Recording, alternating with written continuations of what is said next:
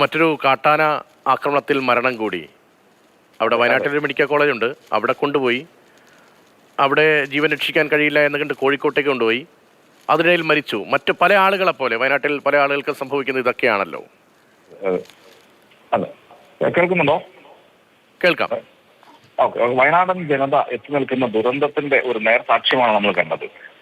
വനം വകുപ്പ് എന്ന് പറയുന്ന വകുപ്പ് ജനങ്ങളുടെ ജീവൻ സംരക്ഷിക്കാൻ കഴിയില്ല എന്ന് നേരത്തെ വ്യക്തമായിരുന്നു. ഇപ്പോൾ സ്വന്തം സ്റ്റാഫിന്റെ ജീവൻ പോലും സംരക്ഷിക്കാൻ പറ്റാത്ത ഒരു വനം വകുപ്പ് എന്തിനാണ് ഇവിടെ ഇങ്ങനെ ഒരു വനം വകുപ്പ്? ഇവരിൽ നിന്ന് എന്താണ് നമ്മൾ പ്രതീക്ഷിക്കുന്നത്?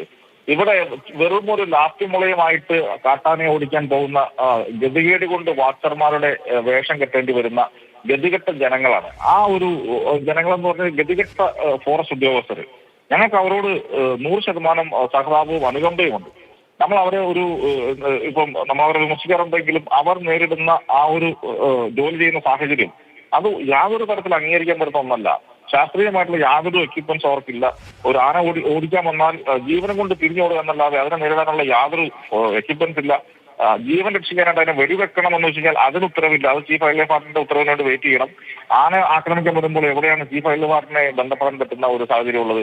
അപ്പൊ അതുപോലെ തന്നെ യാതൊരു വിധത്തിലുള്ള ശാസ്ത്രീയമായിട്ടുള്ള മാനദണ്ഡങ്ങളോ അങ്ങനെയുള്ള അതിന്റെ എക്യുപ്മെന്റ്സോ ആയുധങ്ങളോ ഇല്ലാത്ത ഒരു മനുഷ്യരുടെ എന്താ പറയാ ഈ ചാവേർ സൈന്യം എന്ന പോലെയാണ് നമ്മുടെ ആളുകൾ ആനയെ നേരിടുന്നത്.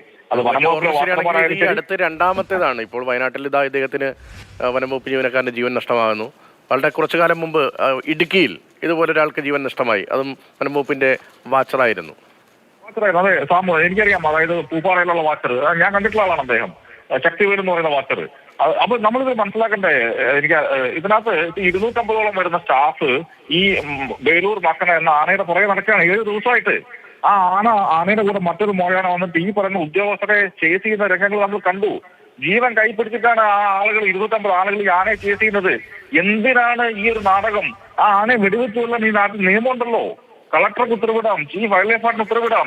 എന്തിനാണ് ഈ ഫോറസ്റ്റ് വകുപ്പിൽ 250 ആളുകളുടെ ജീവൻ പന്താടിക്കൊണ്ട് ആനയെ രക്ഷിക്കാൻ ശ്രമിക്കുന്നത്? ആ ആന കേരളത്തിലെ ആളെ കൊന്നിട്ടുണ്ട്, കർണാടകയിൽ കൊന്നിട്ടുണ്ട്. നോൺ ഹിസ്റ്ററി ഓഫ് വയലൻസ് ഉള്ള ആനയാണ്.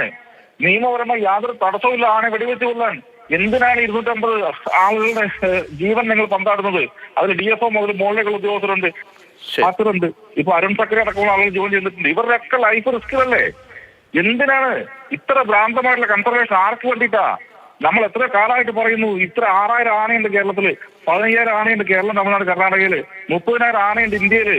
ഈ രാജ്യത്ത് ശരി, അത്യന്തം ഗൗരവതരമായ സാഹചര്യമാണ്. അതാണ് ഈ 224 ആരംഭിച്ചപ്പോൾ തന്നെ നമ്മൾ ചർച്ച ചെയ്തതും. കർഷകരുടെ ജീവൻ അത് കയ്യിൽ പിടിച്ച് ഓടുന്ന സ്ഥിതിയാണ് പലയിടത്ത് എന്ന് നമ്മൾ റിപ്പോർട്ട് ചെയ്തും. അതിനിടയിലാണ് വനം വകുപ്പിലെ ഒരു ജീവനക്കാരൻ തന്നെ കാട്ടാനയുടെ ആക്രമണത്തിൽ ജീവൻ നഷ്ടമായത്.